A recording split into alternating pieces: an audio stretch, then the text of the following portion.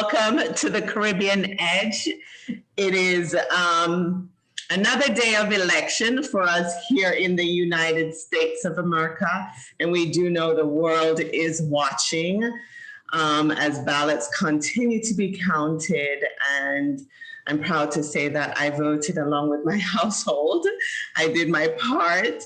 And I hope everyone did as well, because it's so important that we vote. But tonight we wanted to get you away from election and everything else and just focus on a very important topic, and that's COVID-19 and its impact on our teachers, our students, and our parents as well. So we have an amazing panel lined up for you. So I'm gonna let each person introduce themselves. But I do have Dr. Rosalind Osgood with us. I have Kia, who is a teacher with us. Heaven, I happen to know her mom from she was a little baby. Now she's a college student. And then Dr. Miriam Faircloth as well has joined us today. So if you all take time just to tell us about yourself, we would appreciate it. Let's start with Dr. Rosalind Osgood. Hi, thank you, Dawn. I am Dr. Rosalind Osgood, Vice Chair of the Broward County School Board and proud native of Broward County and graduate of Fort Lauderdale High School. And it is an honor to be a part of this esteemed panel tonight. Thank you. We're so glad that you took time out to be with us. And I know you've been running around behind the scenes. So I want to publicly thank you for helping out with the ballots as well here in Florida. It's exciting times for us in Florida and around the United States of America. So thank you. And for all the people that are helping with the ballots, it's such a tedious task, and you're volunteering your time and everything else. So thank you for what you do. And Miss Kia, tell us about you. So my name is Kia Jackson. I am a first-year reading teacher. I teach 6th and 8th grade. I graduated from Florida International University with my bachelor's in psychology. Thank you, and welcome, welcome. I know you have 2 little ones at home as well. Yes, I do. So we'll get into that, a teacher and a parent. And thank you for being a teacher. That is certainly a challenging time to enter the teaching field. But we can't thank you enough, because I know teachers are also considering whether they want to continue down this path. And some are even retiring. So thank you. As a young mother yourself, we welcome you to the panel. Thank you.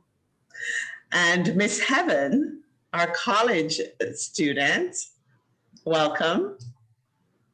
Thank you. Hello, everyone. My name is Heaven. I was born and raised in Florida, but I moved to Georgia a couple years ago, and I'm currently attending Emory University. I'm a junior at the Nell Hodgson Woodruff School of Nursing, and I'm hoping to work in the ICU after I graduate and hopefully come back for my CRNA.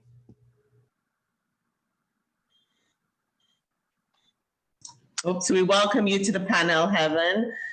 Your mom has been on the show as well as a nurse herself. And so you're certainly following down a strong woman's path as your mom. And we're proud to have you, that you're willing to come on the show and talk about what it's like as a college student, the pluses and minuses, the benefits of what did you call it earlier? Zoom University. So, thank you for that. And Dr. Miriam, welcome. Good evening, everyone, and thank you for this amazing opportunity. Hello to all your guests and amazing panel. Well, I am Dr. Miriam Baxter Faircloth. I am a life learner and former educator of Broward County. I am presently in Westmoreland, Jamaica. I am the CEO of U Enterprise Black Diamond, minding my own business, the MMO experience. So it's just great to be here tonight. Thank you. And we need you to share with us a little later in the show what the Black Diamond Minding My Own Business is all about. Sounds very interesting. And we're glad to have you. And you're tuning in from my homeland, Jamaica. So thank you for your time. Thank you, everyone. So tonight, welcome all the viewers that are tuning in. Remember to share this episode. And also, if you have any questions for the panel, you can also put them in the chat and we'll be able to answer them for you, or any comments, because you may have something you want to share on the topic, which is, how is COVID-19 impacting our teachers, which obviously we'll talk about the students and the parents as well. So from a teacher's perspective, Pia, tell us what your experience has been so far, some of the challenges that you're seeing, and if there are any benefits you're seeing as well.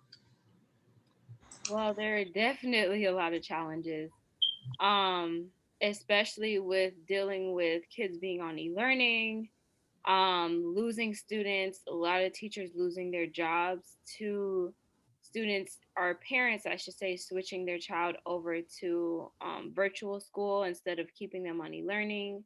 Then you have kids that are coming back every day. So my largest class, I want to say, is 31 kids. So you can't social distance in there. It's very hard.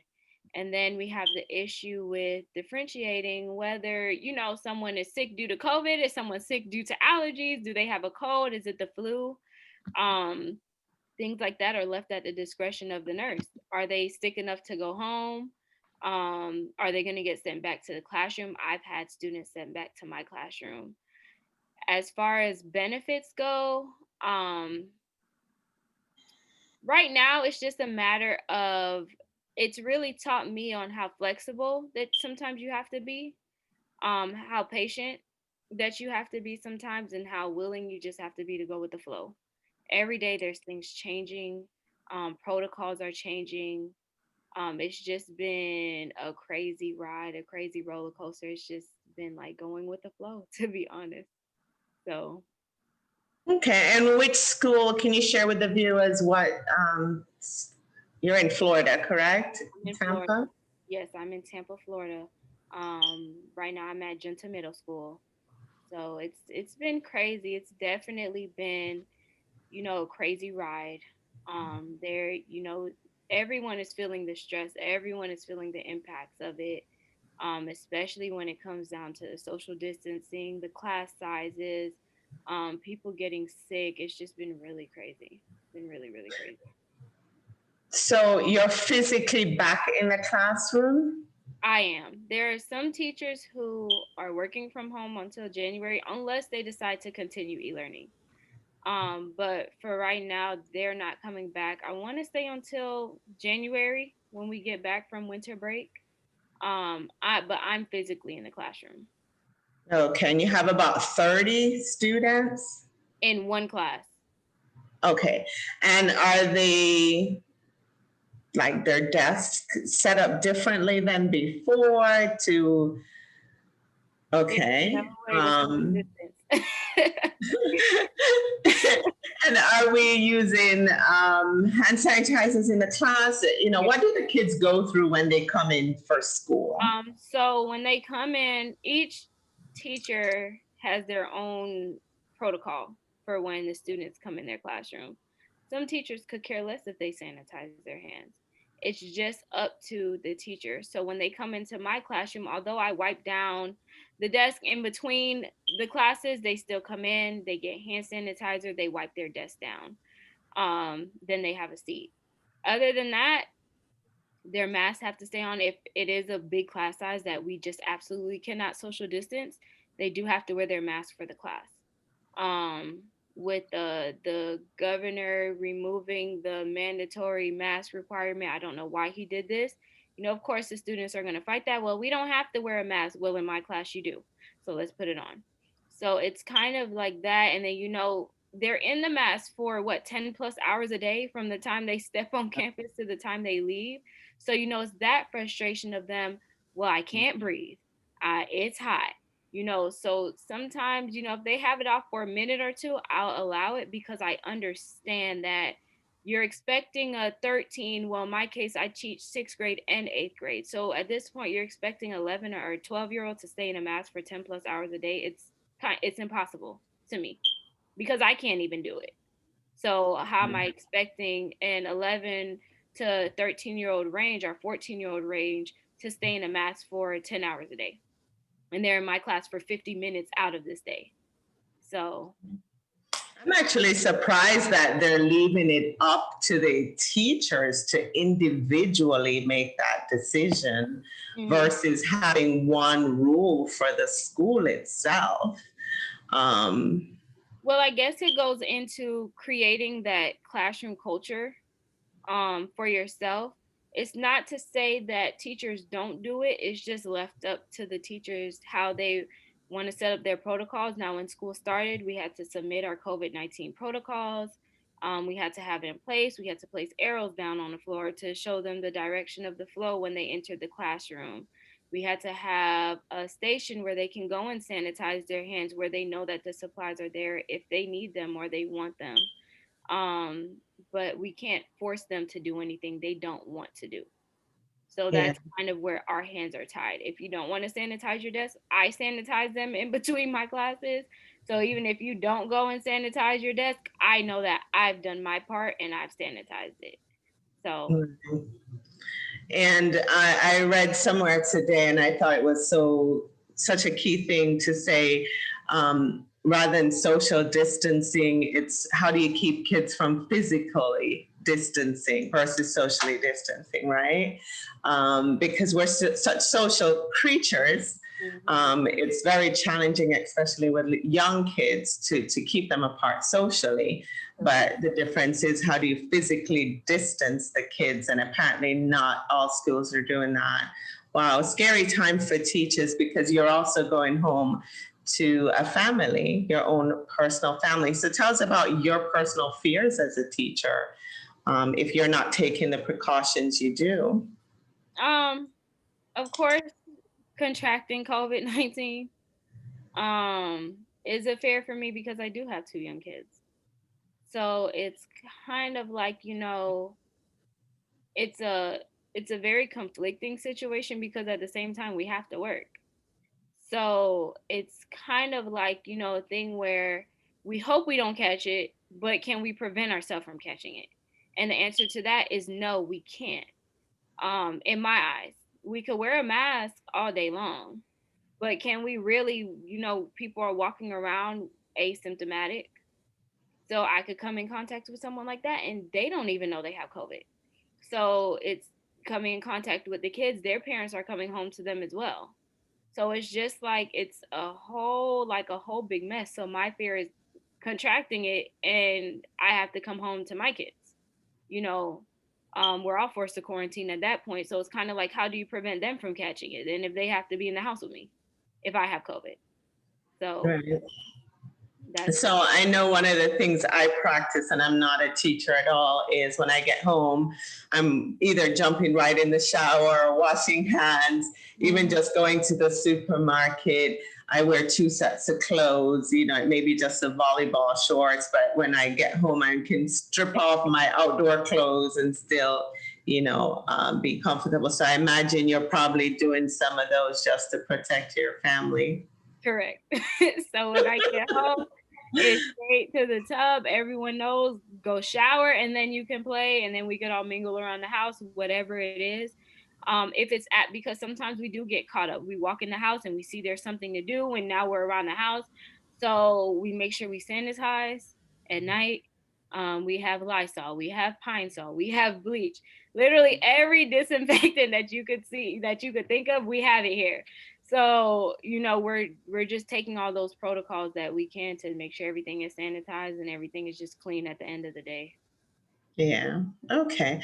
And Dr. Osgood, listening to Kia and working in the Broward school system, tell us about your experience and what are some of the things that have been put in place, the benefits that have been put in place in Broward school systems. So listening at Kia, I'm actually wowed. I mean, just wowed. As a school board member, it is my job to put policies in place to govern in times like these. So we have about a 240-page document of how we are expecting things to operate as it relates to COVID. You cannot ignore CDC guidelines. We're back in school, kind of in a hybrid way because most of our parents chose e-learning. So out of the 270,000 kids in our schools, we only have 20 to 23% of them back in school. So some classes have maybe 8 or 9 students with them, and then others are home e-learning. So our teachers are doing synchronous learning, where you may have a class of 20 people online in e-learning, and then have 6 kids in the classroom with you and a camera that allows you to teach to both groups. We put a lot of protocols in place around social distancing. We developed a mask policy. You must wear your mask at school. It's not optional. If a kid gets on the bus, they must have a mask. If they don't, the bus driver will give them one. We have provided about 800 teachers, 800 employees accommodations for medical reasons, to not have to come into the campus. That's beginning to be a challenge now because we had 4,500 requests, and we can't grant that many accommodations because it would majorly impact us on being able to open the campus. And I will say this is a very, very difficult and challenging time because we know that kids have to learn. We know that there's kids that get behind just in regular school year. So we know that we have an increase of attrition with kids getting behind, but we also have to think about keeping people alive. I think that it's just a downright disgrace what the president and the governor are doing as it relates to COVID. The bad leadership that's literally caused the lives of hundreds of thousands of people is just unconscionable. To be forced to go back into school and brick and mortar when the pandemic is at a larger number now than it was when we closed schools in March. So as a school board member, and this is the piece that normally get left out of these conversations because when you're a policymaker, some kind of way, people separate it from you being a human being. This has been one of the most difficult leadership experiences I've had in my entire life. Having to make decisions about people's lives, literally, and their livelihood. Because what happens is when she mentioned students going virtual and not doing e-learning, that means that instead of getting the $8,400 that the school gets for that person for being in e-learning, they're now getting maybe like 6,000 of those dollars. There's like a $2,000+ difference. And when you cost it out per pupil, you get into $60-50 million that the school is now having a deficit in their budget and will ultimately have to lay people off. So right now, school districts we're experiencing strong arm robbery in a way. We're being jacked, as we would say in the hood. You either go back to school and you have kids face to face, or we're gonna play with the formula and take money away, then you're gonna have to lay off people. So from a moral perspective, it is a moral dilemma that you find yourself in. You know it's wrong that people shouldn't be in school, their lives shouldn't be on the line, school after school, person after person getting COVID every day. You go in, you clean. We have a company that sanitizes, an outside company that sanitizes once a week, in addition to the staff that sanitizes and follows certain protocols in our schools. The state has also decided that they're not going to pay for the contract tracing. So now different counties are having to pick up the contract tracing. And it is just a public health crisis and disaster that we find ourselves in. This pandemic is real. We should be in a state of emergency, just like if a hurricane or tornado was hitting us. But we try to balance opening up the schools and stimulating the economy while risking people's lives. And I understand we don't want kids to get further behind. I would rather have them alive and an opportunity to catch them up than to have them dead. My heart goes out to Kia and other teachers that are teaching, all of our medical employees who are frontline workers that are working those very difficult jobs, risking their lives every day for putting their lives and their families' life on the line every day. And if they get sick, they don't have access to medicine that the rich have access to, that they can go in the hospital for 2 or 3 days and get, a certain level of medicine that's going to help them address these issues. So it is a very difficult time. I'm a person of faith. I haven't been sleeping. I've been doing a lot more praying over the last 3 weeks, just very disturbed about the whole pandemic issue and having to be in school and looking at the backside. I can be somewhat a conspiracy theorist at sometimes, and I ask myself if this is a roundabout way to dismantle public education and just privatize education so that the rich can get rich and then they can pick and choose which children they're going to take. You just keep seeing this Jim Crow stuff show up over and over again in different ways, in different forms, when it comes to people and their education and them having to put their lives on the line. So it is a dilemma. Teachers are hurting. Bus drivers are hurting. Many teachers and bus drivers themselves have had COVID, and they've been sick on those ventilators, and God has brought them off, and they don't want to risk going back. But on the other hand, they can't afford not to work. So nobody ever talks about poverty and things like this. And as policymakers, we do very little to really address poverty. We'll tell you about unemployment and how we created jobs, but we don't go back and analyze it to see if those jobs really change the trajectory for those poor people that need their money, that have to work, that don't have an option. If they don't work, their kids don't eat, they don't have lights, they don't have food, and I could just go on and on. So this is a very, very bad dilemma that we find ourselves in. I do believe that we will get to the other side of the Jordan. I think that we can only be by the Tigris and the Euphrates for a certain period of time, and then something has to break where we have to move, where we have the appropriate resources and funding. Even if the governments just declare a state of emergency, it allows different monies to come into the pot to help with times like these. So schools are already grossly underfunded. So now you take a pandemic and you lay it on top of that. And you have a pandemic, and then they allocate money for COVID, but you have strict guidelines of what you can use it for and what you can't use it for. So now teachers are being forced, a lot of them, to quit. Some of them were eligible for what they call COVID leave, and that's if your child needed daycare or school that was closed, it would give you money to help with that. Some teachers are taking, or some employers are taking Family Medical Leave Act. If you're a person that have a sick family member, I have a teacher who has a daughter who has brain cancer. She's had 5 surgeries. So if he loses his job and his medical insurance, he goes bankrupt and he does not have what he needs to keep his daughter alive. On the other hand, if he comes into a classroom, he risks killing his daughter. He has 4 students that are back in his class. So the school district now, we're having to pay a substitute to take care of those 4 students that would be in his class. Eventually, the pots of money absorb when you have to make those extra accommodations.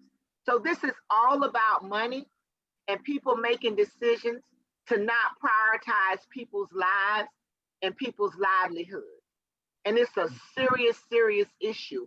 So forums like this are needed, that we can share the real naked truth about these situations so that people are informed and they know how difficult it is, how stressful it is.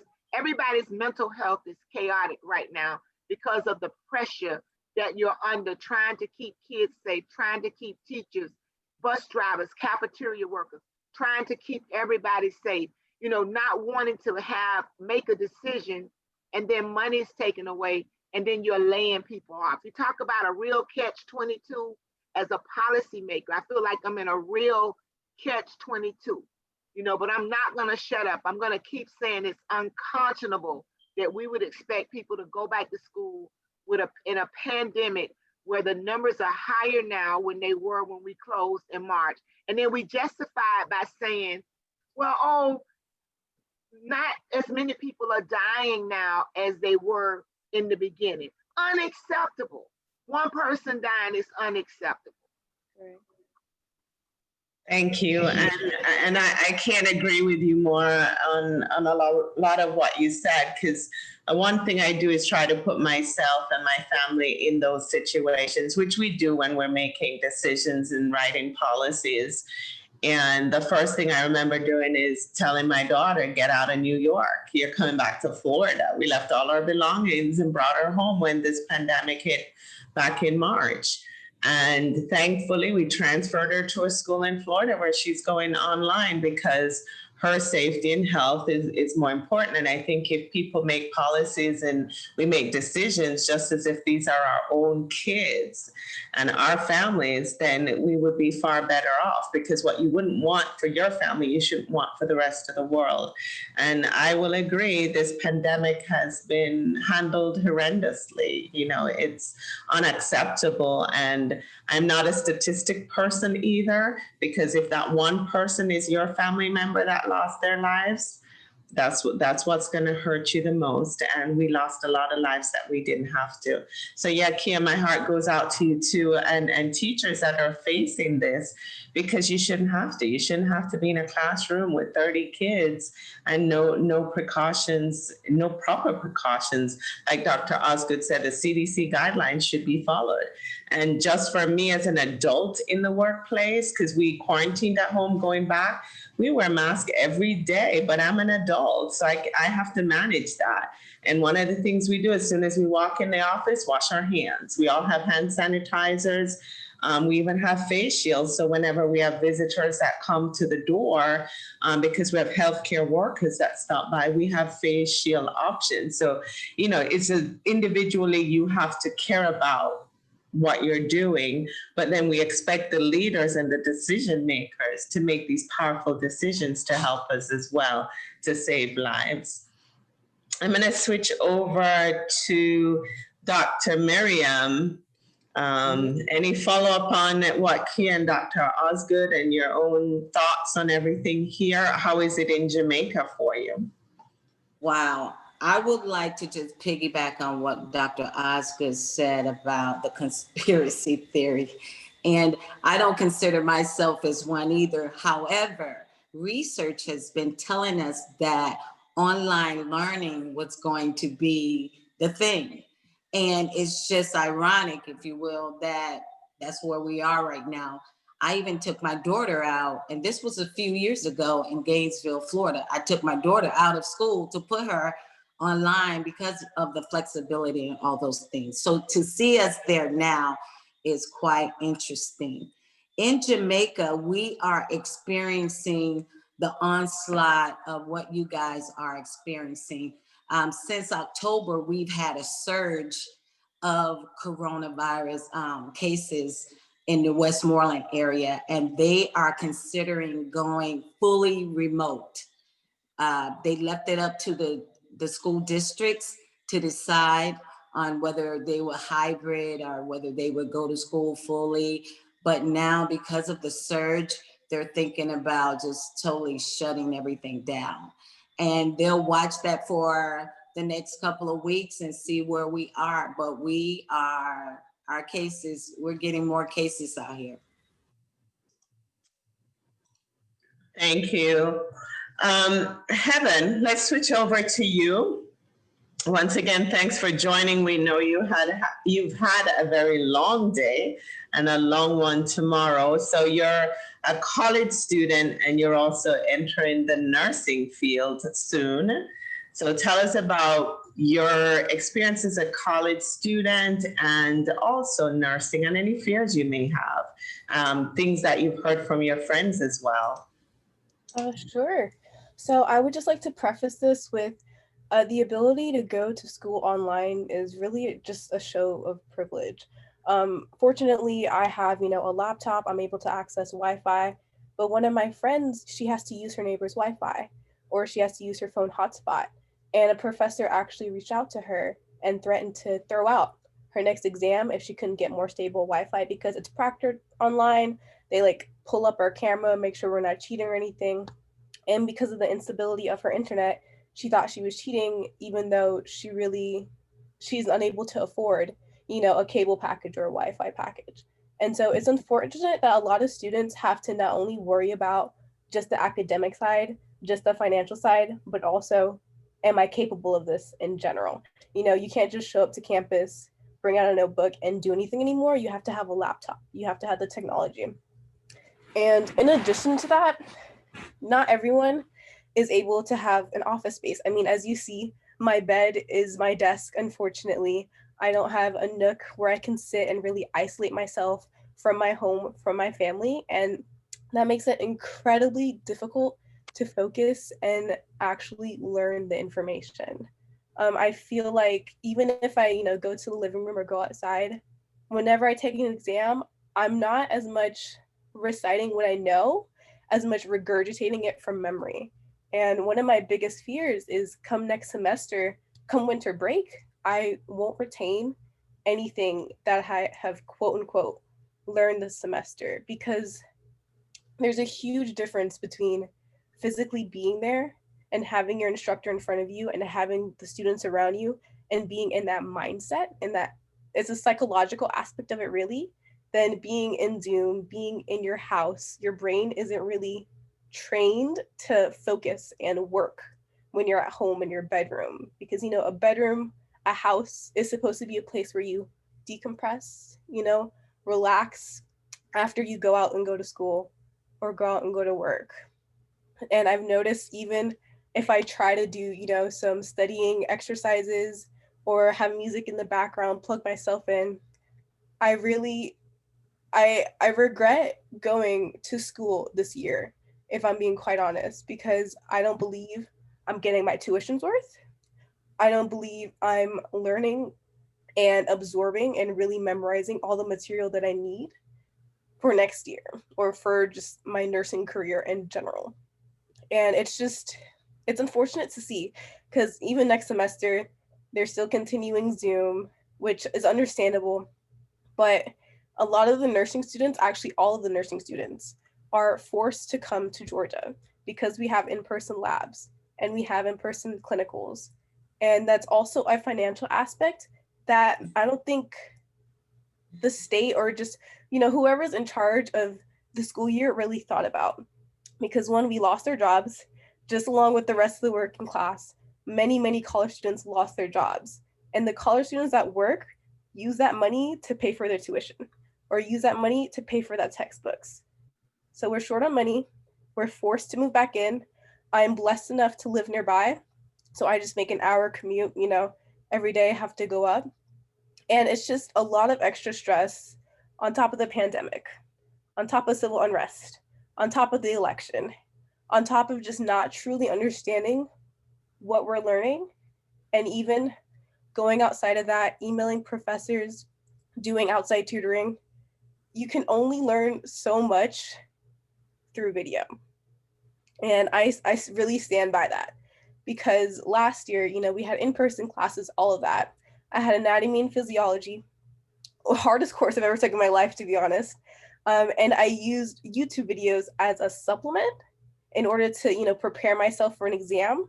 But if I were to go in that exam, just having a video instruction, just having a lecture PowerPoint that I can find on YouTube, it's not the same in-depth detail that many professors will get into when they're in the office. Because the same with students, when we're at home, we're not in that work mindset. It's the same with professors, I feel, where they might overlook some things that they normally wouldn't in a class setting. And so on both parts, it's just really difficult to make sure that the academic experience is up to par to what students are used to. And that makes it a lot more difficult to kind of adjust.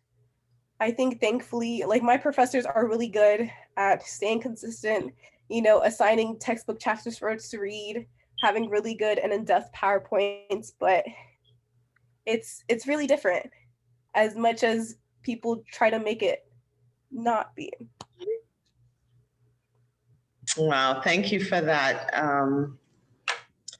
So I have a college student at home as well, and I asked her last night what it was like for her last year of college. And she says, oh, I'm just handling it, and her workload seems to have doubled because I barely see her because she's really doing schoolwork around the clock, and she's an A student and she prides herself in that. So you touched on a point that also Dr. Osgood touched on, which is, poverty. In a way, people don't have internet access. They don't have laptops. I didn't think about it, because we all go about our busy lives, and that's why it's so good to have this platform and these conversations, because I didn't think when schools locked down about kids wouldn't have food to eat, or they wouldn't be able to have internet access because you take it for granted because you have it. And I even read something where even teachers have gone to parking lots to get internet access because they themselves don't have it at home. And until you just said it, Heaven, about kids, they supplemented their school by working because not every kid has a scholarship or can afford it. So some of these students are working to help pay their tuition through school. And those jobs are no longer. So, our kids have been hit very hard with the economy changing. And I do agree that online is so different.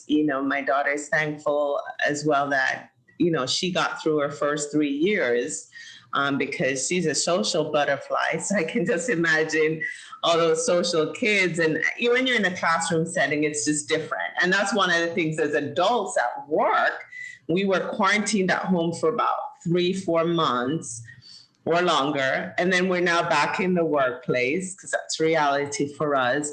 And we were happy to be able to see each other, even though we were able to communicate throughout the day. So I can't even imagine the mindset of a college kid your first year and the transition of staying focused. And like you said, just having a quiet space for yourself, which is so critical for learning. One of the things I read is that kids need to just get up and be present and not just roll out in your pajamas, just act like you're going to school, and it helps you get more focused. I don't know if that works or not, but definitely some great points. So we certainly appreciate that. Anyone on the panel has any questions or comments about what Heaven just said? So I will. It's interesting listening at Heaven and her perspective. And I think it's important to have dialogue because the pandemic will impact every student, every person differently. It's no one size fit all. I'm also in school at Harvard taking a leadership credential, which I was in before the pandemic. And I love that my class meets at 8 p.m. on Sunday on Zoom because I'm a major introvert, so it's kind of hard when I'm in the class and people are doing all that talking and they want a lot of interaction from me. I can do it, but it takes a lot for me to do it. In our school district, we made sure that every student had access to a laptop. We entered into an arrangement with Comcast where they provided internet to families for like $9 a month. And in some instances, our superintendent raised the money for those families that could not pay for it. We still have meals available. So if our kids are home learning online, they still have an option of going to the school and picking up the meals. But we know for poor people, you don't have the transportation. You're not going to take the 3 or 4 buses across town to do that. This pandemic has a major impact on what is already a very unjust system. Most academic institutions have just began over the last 3 or 4 years to talk about principles around equity and racism. So now we're in a pandemic, and if we're not careful, it will put it on pause. We have to think, if we're thinking about academic outcomes, we have to think about equitable ways of making sure that every single student have what they need to be successful, even in a pandemic. And I think that's a large piece of the puzzle that's missing. We oftentimes just do a one size fit all, and the one size fit all does not work, for everybody. But I will say to you, um, this experience will make you stronger. It will build critical thinking skills in ways that it wouldn't have had you not had this experience. So everything that you're thinking through, all of the challenges that you have, overall, it'll be those very things that help you excel and achieve in a way that you could never even imagine because you were able to get through this. Being a nursing student and coming through this pandemic, maybe you'll have some great idea that you'll have a cure, for the next pandemic, and I'm going to encourage you to write. Just write about the experience. A lot of times we miss opportunities for books and opportunities to communicate because we don't put it on writing. And it doesn't have to always be grammatically correct when we start, but just write down your thoughts and your ideas. I certainly appreciated hearing from both of our young people tonight and just sharing, their concerns. I found what Kaya said to be unimaginable, where you have all of those kids in a classroom when you're supposed to be in social distancing. I would say that that's probably illegal too as well. It just shouldn't be at all. And thank you for your comments because, I can't imagine a kid going to school today without a laptop. A laptop is just as serious as toilet paper, toothbrush, hair comb, and deodorant because it is a resource that you use to access information and technology. Even in face-to-face learning, you still need that laptop. So it also gives a call to action to us in the community, us as African American people. We have to do a better job with supporting our students, supporting our historically black colleges, our students that are going to PWIs. We have to really think about the way that we use money and use it differently. If we're going to be sincere about building wealth, generational wealth, then we need to make some different investments. We need to invest in young people and make sure that they have the things that they need when they go to college. They're doing their part to get accepted to these schools, and we're not doing our part to keep them there and keep them equipped with the things that they need. We have young people like Kaya that's working in the school system. I'm saying to myself, with her baby, what kind of support, is available? A lot of our churches and a lot of places that we normally go for help is closed, but it don't mean that the help should not be available. Just like we've taken our meetings and this conversation virtual, we have to find a way to still help people. And that's ultimately what I want to say. We're all struggling, but I've learned that it's something about getting outside of myself and helping others. I work another job as the CEO of a faith-based nonprofit where we provide housing to people with HIV and deal with people getting out of jail. So I have not stopped feeding at least once or twice a week since the pandemic, because I know that if the people that I serve don't have hot food, they can't take their medicine. We have another program for the elderly. We take and deliver them a box of food that contains 7 meals because we're in a food desert. And the basic nutrition of food is so vitally important to everything that we do. It's not an option not to have it. But when people have lost their jobs or they're being laid off, our parents have to feed 3 kids now that they were used to being fed at school, it's just kind of not in the budget. So this is a difficult time, but I will say it has brought us together in community and re-engaged us and reunited us as people of color. We have always been strong in community. It's how we made it through slavery. It's how we made it through the Middle Passage, Jim Crow. It's how we made it through the civil rights and how we came together and continued these movements, just like now how we have the Black Lives Matter movement. And it is the strength of community and faith in God that ultimately gets us through times like these. We level up in our caring and compassion for each other, and we make it. And I wanted to say that because I didn't want to leave us in a down place. It is a very, very difficult and challenging time that we find ourselves in. But you know what? Together, we'll make it through.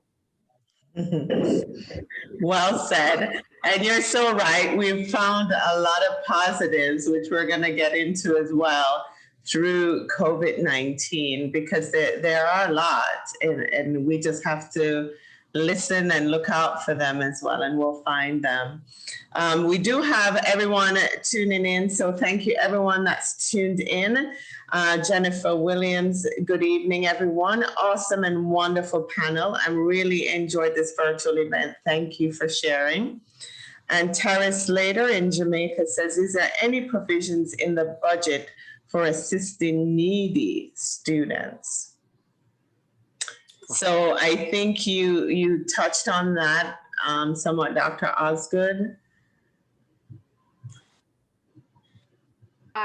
So in Broward County Schools. So in Broward County Schools, we have a department that's called Student Support Services Department. It's held at Lauderdale Manors, the site where the old Lauderdale Manors Elementary School. So that whole department is geared toward assisting students, whether they need clothing, whether they need food, they need access to psychologists, psychiatrists. So that program is there. It can be found by going to browardschools.com, to our website, and looking for student support services. We have counseling available through that department as well. And the school board has invested funds for that department to be functional. So those services are there. When they ask the question about a needy student, I probably could help better if I knew what the need was. But they can certainly reach out to me at my office. That number is 754-321-2005. Again, that's 754-321-2005.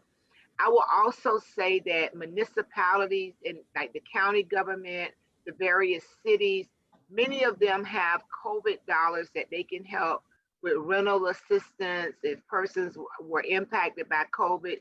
If a family mother or dad lost their job, they could go to the municipality, whether it's the county or the city, they live in a specific city, to get assistance with those things. Also, many individuals don't know that they can apply for food stamps if they've been impacted by COVID. And let me just say this, applying for food stamps, being a former welfare mom, applying for food stamps and getting help does not mean that it's something negative. There are many of us that work, many of you have worked and paid into the system so that these assistances are available in times like this. So there are some resources that can help, with some needs that you have. There are a lot of food drives that are taking place in the community. On the 14th, I'll be at Mount Olive Baptist Church giving out, along with the Miami Dolphin Foundation, giving out hot meals. On the 21st, there are various churches that will be doing Thanksgiving drives and those things. A lot of cities have it on their website, the different food distributions, grab and goes, the different resources that are available for people to go and get help, so that they don't have to just endure and not have some assistance when it comes to their basic needs of food, light, water, and shelter. Okay, thank you, Dr. Osgood. And I guess for Terrence, coming from Jamaica, and probably anyone watching, you'd probably need to check with your local school boards or your government to see what they're doing to assist as well. And Sharon, thanks for joining. Sharon Anthony, she says Verizon is helping with Wi-Fi in some states. So that's good information. Thanks for sharing that.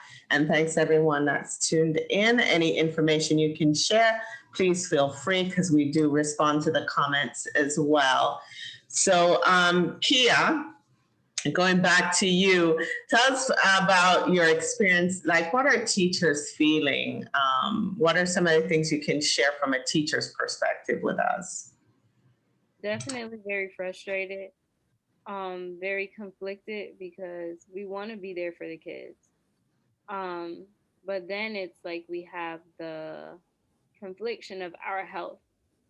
Um, we want to be there, but at the end of the day, it's kind of like, is my health more important? Are we putting ourselves at risk being in the classroom? Then it's kind of a feeling of no one really caring um about what happens. I've heard of a lot of teachers being discouraged from being tested. Um, it's been really crazy, very overwhelming. A lot of tears have been shed, and it's just been really crazy. It's been really, really crazy. Well, I can't imagine discouraging teachers from testing because, especially if they're interacting with students, it's important for them to know their status. And then on a personal level, to go home to their own families as well. We want to make sure our teachers are protected because they're on the front line, So sad that they're being discouraged. And I guess they just have to put their own personal health in their own hands. And I know a lot of health insurance companies are covering the COVID-19 test as well. So people can go there, and there's some free sites as well that do it as well. Dr. Miriam. Yes. Anything you can share with us from your experience being in Jamaica as far as students, and to what Terrence asked, just kids in need? What are you hearing there? Well, I'm actually hearing and experiencing. We actually have the neighbor's son that comes over to study. He doesn't have a laptop. He doesn't have internet. So we actually provide internet for him and others as well. This is a loaded conversation that we definitely, it has so many layers to it, from teachers' perspective, administrators, parents, and all of that. Just hearing Kia and Heaven speak, my daughter is also a college student. And while in Broward County recently, I actually got stuck there. I was working at a high school, and it was just so many challenges, not only being a teacher, but being around a millennial that didn't understand, listen, we're on curfew and you have to stay put. So that was the issue there. But here we have an issue of poverty, especially in the rural area. The government is doing all they can, but as you know, some of us are going to get left out. And unfortunately, it's the children that are in the rural areas. So what we've actually become a storehouse for the students as well as teachers. There's a shortage of teachers in the rural areas. There is a shortage. One class, you have a class of 35 people, our pupils, and only 5 show up because they don't have internet. If you have a mother of 5 and you have students that are primary students and high school students, who gets the phone first? And so it's a critical issue out here. We're in need of laptops. We need it. We just need everything. I don't know. We're doing all that we can do, but it is a crisis. It's a crisis out here. And without your support, without people really paying attention to this area, it's gonna falter. And because of the other issues like crime and murder, if we don't give these children just a basic education, what do you think they're gonna do? What do you think is left for them to do? So we have some major issues out of here. And to Heaven, there is something that I used to tell my sister. It's called metacognition. And that means to think about what you're thinking about. we are so inundated with just information. And because of technology, you're receiving all this information. And what happens if you don't stop and begin to question the what, why, when, where, and how, your brain basically becomes inundated and it becomes flabby. In order for your brain to get exercise, you need to critically think. You need to ask questions. You need to play around with that. So for my millennial babies and my centennial babies that are constantly on the phone, research is saying that their brain is developing differently because of technology and because of just all of the information that's coming in, and your brain wasn't created that way. So pull back, take mental exercise, think about what you're thinking about and take a little, just jot it down, and you'll be surprised to know what you're really thinking about and all your fears. But as believers, we know that we cast our fears and our cares onto God because he cares for us. And at this place of where we are literally just praying and crying out to God, because at this point, he's the answer. He's the answer. Thank you. That mental break is so important, Heaven. Oh my gosh. And Kia, absolutely. As adults, we're learning, so we're sharing our experiences with you as well. And trust me, as working women, we find that it's one of the hardest things is to put on the brakes and stop and take time out for ourselves, because we're just go, go, go. But it's definitely critical that you do it as well and come back to that computer refreshed. As you're talking, Dr. Miriam, I'm reminded of just with my own kids in the household and with election and everything, and everyone's going crazy about it and waiting for results last night. I said to my son, just don't watch it. Just don't watch it. Just watch the end. That's all that matters. You've done your part. Just don't stress in between. And that's that mental break, whatever works for you individually, that you have to do. So I did spend some time as well looking at what are other countries doing to keep their students safe, because I think we can learn from each other, no matter where you are in the world, which is why we have these conversations. And some of them are doing really good. Like Canada has smaller class sizes, going back to what Kia says. They're taking it, before kids come in, they have a line of kids and they're taking their temperature, right?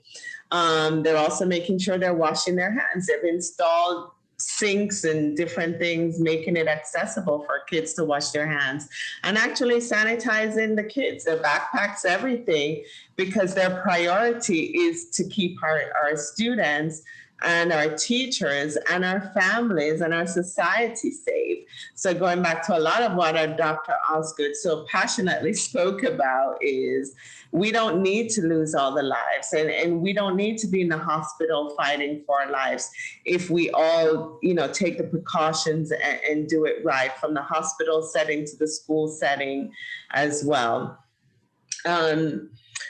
Parents, let's talk about parents for a little bit. As parents, in my position, my kids are older, and I thought about this as well. What are parents really able to do at home, because they play a significant role in this, but they themselves are going through their own stress, anxiety, losing jobs.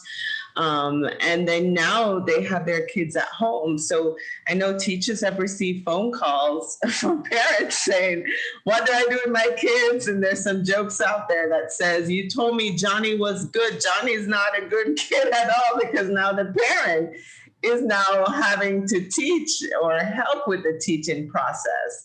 So what are some things as teachers you would advise parents to do? Because some parents don't understand the schoolwork that the kids have. The schoolwork is different.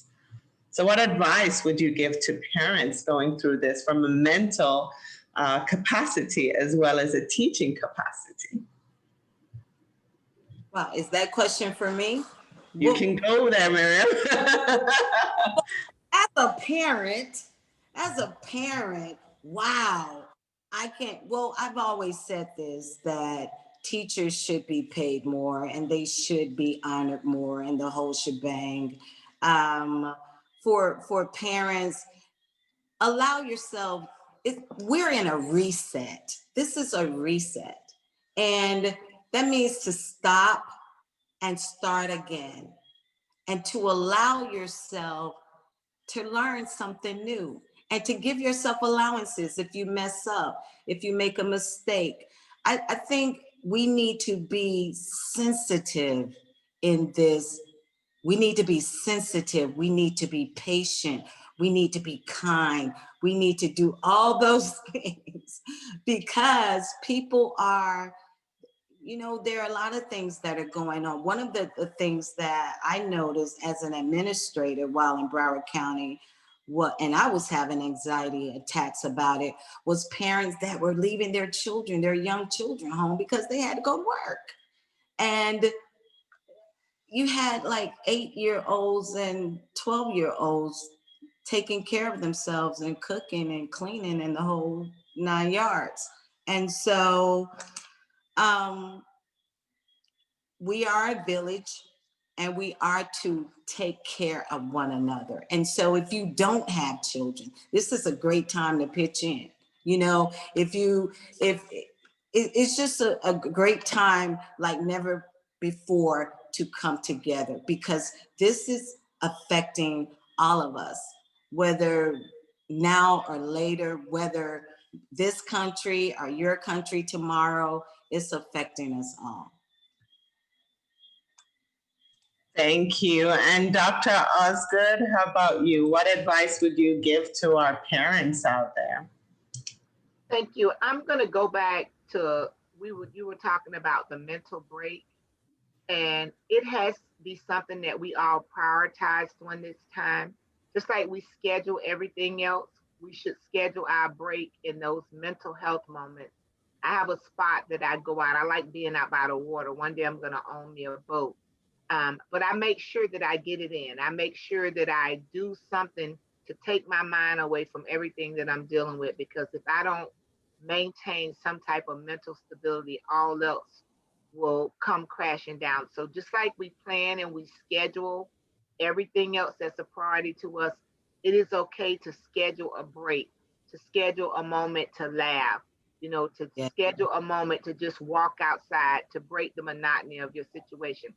So parents, I think as parents or grandparents right now, I think that we find ourselves getting back to the basics of some kind of way that we got away from.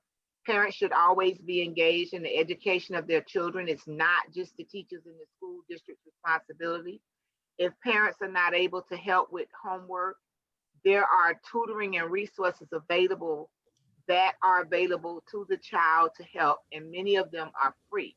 I think that as parents, this is a call to action to us. It is forcing us to get back to the basics of community that I had when I grew up with my grandparents, where you got your lesson before you did everything else. It was checked. You weren't just turned over to the school district to be educated. There was some sense of connection with parents and your education, and even interacting with your teachers. In our school district, we have a district app. We have something called Parent Link on that app, where parents can communicate with the students. If students are struggling, parents, if you're struggling and lacking resources, you have to let the teacher or the principal or somebody at the school know, so that you can be supported as a family. Most school districts have moved away from just educating students, because we realize that we have to deal with the whole child. So school districts are somewhat a social service agency, somewhat, mental health agency. There are a lot of different services that come through the school district that sometimes parents are not aware of. So if there is a concern, there is an issue, then, feel free to reach out to the schools.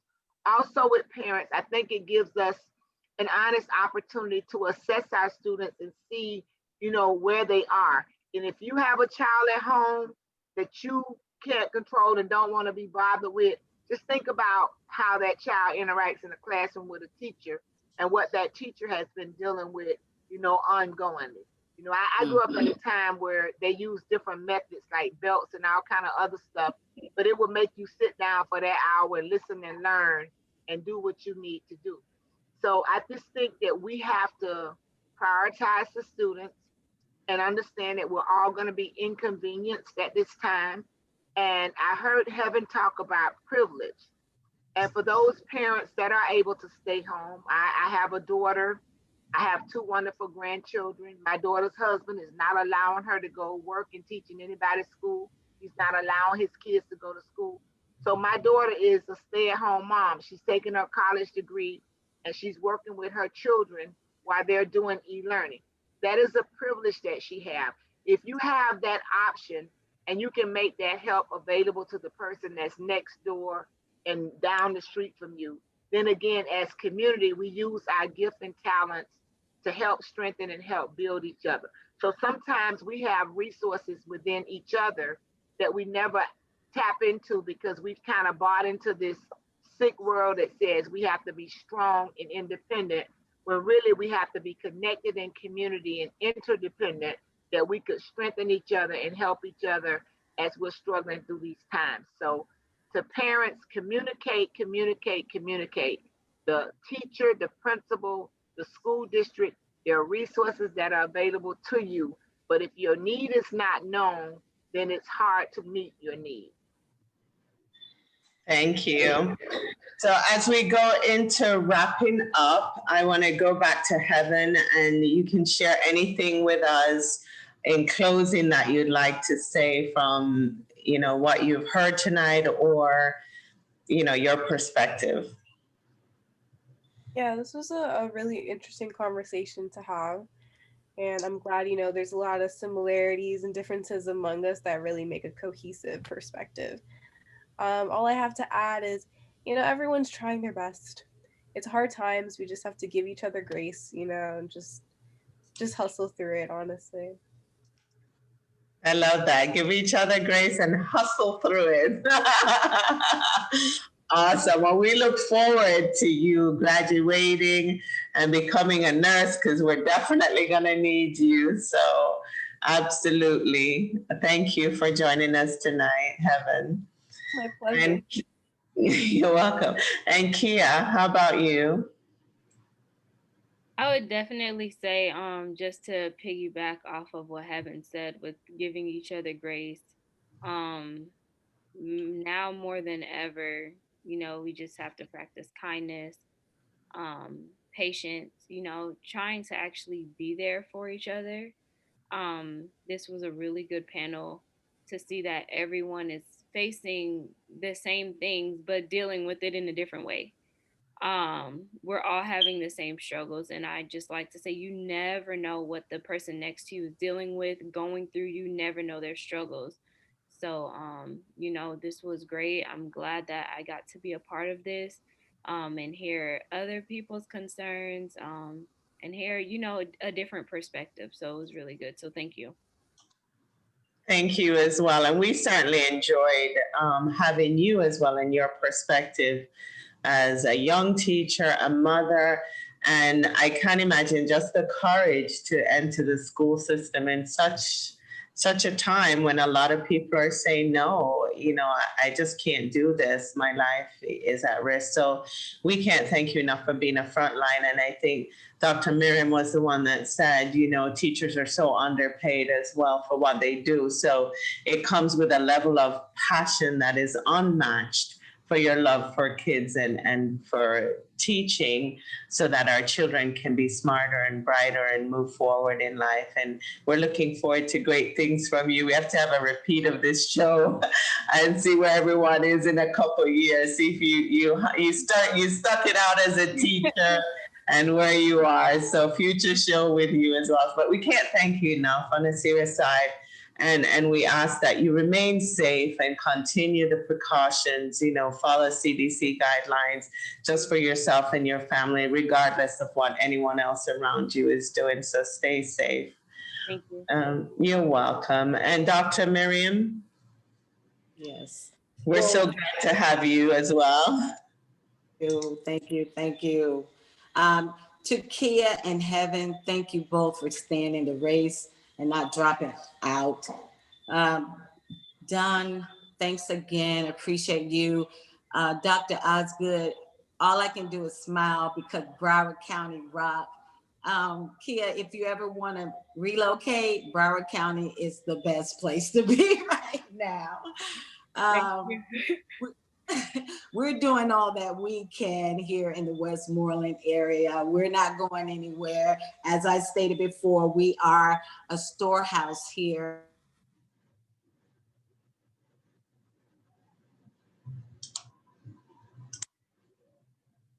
I think we just unfortunately lost Miriam. There you are, you're back.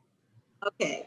I was saying before the pandemic, we came annually, we have a conference in the Westmoreland area, a conference retreat. And what we did, we began to bring foreigners, if you will, different speakers, entrepreneurs from different background genres to help us stimulate the interior part of the island, because for the most part, the tourists, they only go to on the outskirts of the island and enjoy the touristy attractions and hotels and resorts. And it actually killed the economy in the interior part of the island. So we would have these people to come over annually, and they would help us stimulate. There would be an exchange, I would say. But this year we're doing it differently. We're actually streaming online Saturday and Sunday night, 7 p.m. It's called the MMOB Black Diamond Reset. And we're streaming and we're bringing awareness to this area and giving people an opportunity to sew and to be a part of what we're doing. Well, we thank you for that, and we'll certainly be there to tune in and share it on our page as well. We're so glad that you're joining us and for the work that you're doing as well, especially for the kids in Jamaica. So thank you from the bottom of our hearts as well. You are certainly a passionate woman to know. So I'm glad that we have that connection with you. And Dr. Osgood. Thank you for inviting me this afternoon. It is always an honor and a privilege to share a platform with Dr. Miriam Baxter Faircloth. And tonight I had an extra blessing. It's like I had a piece of cake and I got to put some icing on top of the cake because I had Heather and I had Kia tonight. So to hear these fabulous young people, to be able to have this opportunity to just get together and share tonight. This is the empowerment that Black women give to each other when we come into a space and we use our collective expertise to do adaptive problem solving. So I certainly got some takeaways tonight that will challenge me to work a little harder, to give a little more, to support a little more, to be a little more sensitive. And yes, Heaven, I believe totally in that whole measure of giving each other grace. We're in a time and we know that grace is going to get us through. I'm also going to encourage us that we be intentional about praying for each other. I will close by saying I am trying to just be really cool, but I'm like real like over the top irritated about Kia being in a school where she got like 30 kids, all those kids in the classroom in a pandemic, violating CDC guidelines. I mean, total violation of CDC guidelines. That's like getting out of the hospital for 2 days with COVID and not wearing a mask and calling thousands and thousands of people together. But thank you so much, Dawn, for this platform. Thank you to the Caribbean Edge and all of the great work that you do, that you continue to use your platform to share the voices and allow us to interact in this way. Here, I will be calling your school system to your somebody on your school board tomorrow. I just can't help it because I just don't understand. I just don't understand. And I won't mention your name, but I have to make that call. But again, thank you so much for allowing me to be in this space. See, good things are happening because we're learning from each other, which is absolutely wonderful. So we want to thank our viewers as well. Joan Virtue Taylor says, I totally enjoyed hearing the teacher's journey during this time. And Sharon Anthony said she enjoyed the program. One of the things we're doing on the Caribbean Edge as well is we do have the Caribbean Edge Kids Show on Sundays at 1 o'clock. Eastern Standard Time, which is absolutely amazing. It's a platform for the kids to get away and read. So we certainly encourage reading. It's a cultural experience where we get to share Caribbean stories. We have storytellers that joined us. So it's an amazing show to showcase our children. Some have come on and played the steel drums, they've danced, they've sang for us, they've prayed for us. And that's what it's all about, just making this world a better place and for us to share our strengths and our weaknesses as well and learn from each other and grow. So we thank everyone for tuning in, and we must thank Michelle Hussein, who is working behind the scenes of the Caribbean Edge and the Caribbean Edge Kids as the VP. She doesn't get much recognition, but we want to close the show and thank her for putting this panel together, for her hard work behind the scenes. Have a beautiful night, and we will go see what the elections are doing. But thanks for tuning in. I appreciate you all. One love.